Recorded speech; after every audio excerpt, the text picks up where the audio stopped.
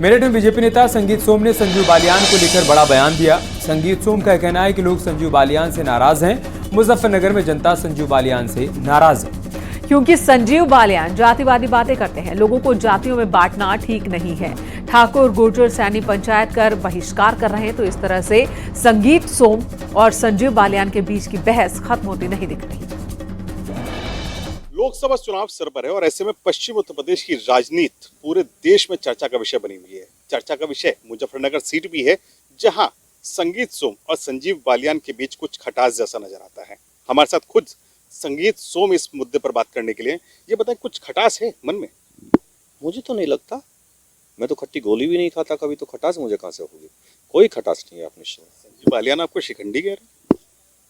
तो संजीव बालियान से पूछिए क्यों कह रहे हैं, ये उनसे पूछिए जाकर। अच्छा, मुख्यमंत्री आए मनाने के लिए ठाकुरों को, लेकिन ठाकुर वहां उन्हें छोड़कर आपकी जय जयकार कर रहे हैं। वजह क्या है? मतलब क्या ठाकुर समाज नाराज है संजीव बालियान से? अब ये तो संजीव बालियान से आपको पूछना चाहिए कि आपसे क्यों है नाराज। 10 साल से आप सांसद हैं, 10 साल से मंत्री हैं, आखिर आपने ऐसा क्या किया है कि जो आपसे सब लोग नाराज हैं? केवल ठाकुर क्यों, जो गुर्जर समाज के लोग हैं पंचायत करके बहिष्कार कर रहे हैं, वो किससे नाराज हैं? जो पंडित समाज के लोग पंचायत करके बहिष्कार कर रहे हैं, वो किससे नाराज हैं? सैनी समाज जो हमारा मूल वोटर होता है, हमारा प्रजापत मूल वोटर होता है, वो नाराज है। तो ये तो उनसे पूछना पड़ेगा ना आपको, आपसे सारी जातियाँ नाराज क्यों है? ये तो उनसे पूछना पड़ेगा, मैं थोड़ी बता पाऊंगा ये आपको। पश्चिम उत्तर प्रदेश के बड़े एनालिस्ट में से आप हैं। आपको लगता है कि जो 400 पार का जो नारा है और यूपी में 80 के 80 वाला जो नारा है, क्या पश्चिम उत्तर प्रदेश चूंकि पहले चरण में है, क्या ये मैसेज फ्लोट होगा? क्या ऐसा हो पाएगा कि पश्चिम की सारी सीटें बीजेपी जीत जाए? हिंदुस्तान में 400 पार करेगी, हर हालत में 400 पार होगी, वो किसी से रुक नहीं पाएगी। पश्चिम के लिए आपका एनालिसिस क्या है? मैं पूरे हिंदुस्तान की बात कर रहा हूँ, देश का चुनाव है, पूरे हिंदुस्तान में 400 पार करेगी। अच्छा, ऐसा क्या है कि कभी मुख्यमंत्री आ रहे हैं, आज ब्रजेश पाठक आए थे और तमाम वो ठाकुर नेता लगाए जा रहे हैं इस सीट को मैनेज करने के लिए, क्या डाइसी लगता है? अब ये तो आपको उनसे पूछना पड़ेगा, लेकिन हमारी पार्टी कार्यकर्ता बेस्ड पार्टी है, सभी सीटों पे सभी लोग जाते ही हैं और ऐसा नहीं है कि यहीं आ रहे हैं, सभी सीटों पे जा रहे हैं। कौन सी सीट पे नहीं जा रहे हैं, आप मुझे बताइए।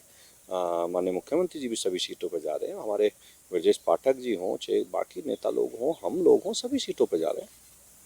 इसके अलावा मतलब जिस तरह संजीव बालियान एक अदावत और संगीत सोम और संजीव बालियान के बीच एक अदावत जैसा माहौल नजर आ रहा है, क्या आपको लगता है कि पार्टी को नुकसान होगा इससे? हम ऐसा कोई काम नहीं करते हैं जिसमें पार्टी का नुकसान होगा, ना कोई अदावत है। मेरी और संजीव बालियान की कौन सी खेती बट रही है, कौन सी एक दूसरे की भैंस खोल रखी भाई, जो मेरी और संजीव बालियान की कोई अदावत होगी? ये आप मीडिया वाले अदावत बना रहे हैं, मेरी कोई अदावत नहीं है। ये हमारे साथ संगीत सोम जो ये कह रहे हैं कि कोई अदावत नहीं है, लेकिन नाराजगी बहुत है। ये नाराजगी उन ठाकुर वोटर्स में है जो मुजफ्फरनगर लोकसभा सीट का हिस्सा है। ये नाराजगी उन लोगों में है जो इस सीट से ताल्लुक रखते हैं। खुद संगीत सोम वादा कर रहे हैं कि बीजेपी 400 पार आएगी, लेकिन पश्चिम के एनालिसिस करने पर कहीं ना कहीं वो चुप के साथ। कैमरामैन प्रदीप शर्मा के साथ न्यूज़ 18 के लिए निखिल अग्रवाल।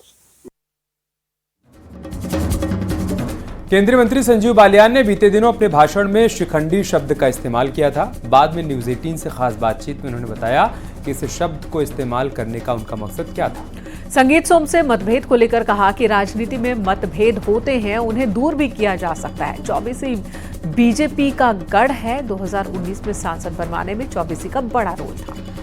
मतलब उनकी तरफ से यह भी कहा गया कि समाज बहुत बड़ा है, इसलिए कुछ लोग सबका फैसला नहीं ले सकते हैं। युवाओं की बात है, मैं मुकदमा दर्ज नहीं करूंगा।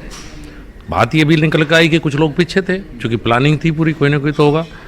तो शिखंडी है जो पीछे से वार करता है। अगर किसी को वार करना था तो सामने से करो।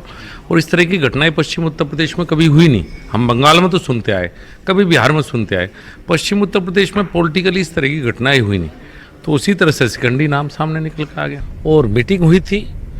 मतभेद आपस में राजनीतिक जीवन में का एक अंग है। अगर ईमानदारी से स्वीकार करो तो मतभेद होते हैं, मतभेद दूर होते हैं। कई बार कुछ ऐसी बात ही होती है कि शीर्ष नेता तो बैठता है और बात समाप्त करता है। वैसे 24 ही भाजपा का गढ़ है और मुझे 2019 में सांसद बनवाने में सबसे महत्वपूर्ण भूमिका 24 की थी। हो सकता है कुछ लोग नाराज हो सकता है कुछ लोग चुनाव तक मान जाए, मोदी जी और योगी जी के नाम पर मान जाए, लेकिन सबका फैसला कुछ लोग नहीं ले सकते। यहाँ रुकेंगे एक और ब्रेक के लिए। जल्द लौटेंगे कुछ और खबरों के साथ।